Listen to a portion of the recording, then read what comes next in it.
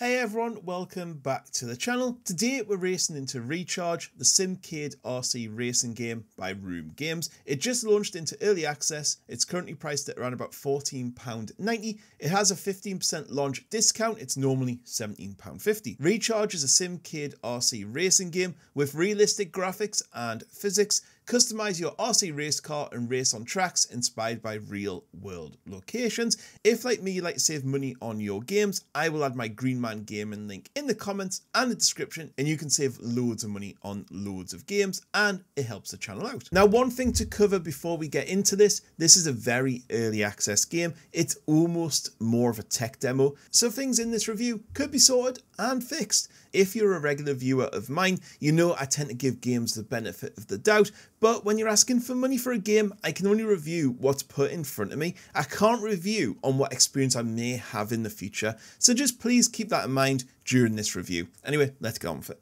Recharge is pure track time. You build and fine tune your own RC race car, then race on varied tracks inspired by real world settings, beachside roads, RC circuits and skate parks. Now, gameplay wise, one of the better aspects of this game was the customization garage. You can adjust ESCs, motor, chassis, batteries and tyres. All impact your car's handling, speed and endurance.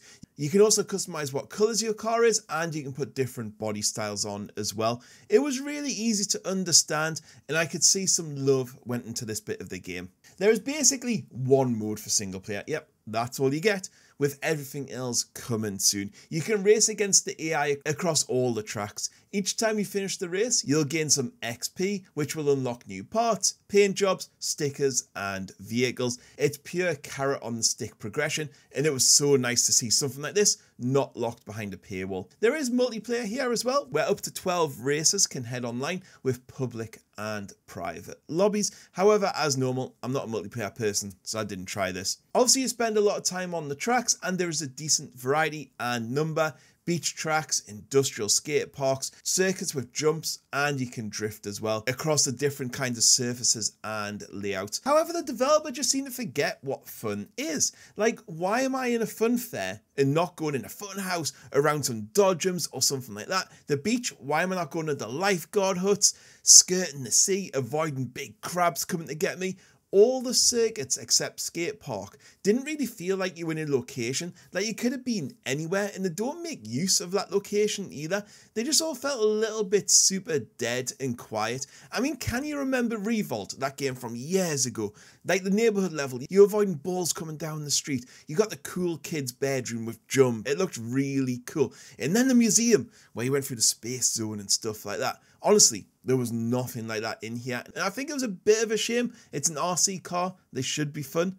There's no race music, the ambient audio is really dull, there's no ambient events going on, the AI just sticks far too close to the wall, and it just ends up getting stuck half the time. The whole racing just felt a bit lifeless, and I think that was such a shame. I was expecting way more from this game. The car's handling is okay, it's balanced, it's a little simmy, it's a little arcadey. I didn't have a lot of complaints here, I thought it handled alright. However, I would like some in-air control, because when you jump off a big jump, you kind of just flip over and it can be a bit annoying. And finally, I know it's early access, but it's missing some really basic functionality at the moment. As you can tell, this game doesn't look great, so I went into the options to max it out. So I changed all the settings, I pressed apply, it looked the exact same. I went back in, tried again, quit the game and retried, and guess what? You can't change your graphics settings at all. They will not save. The developer is aware and said it's going to be fixed soon, but at first impressions, it looks really bad.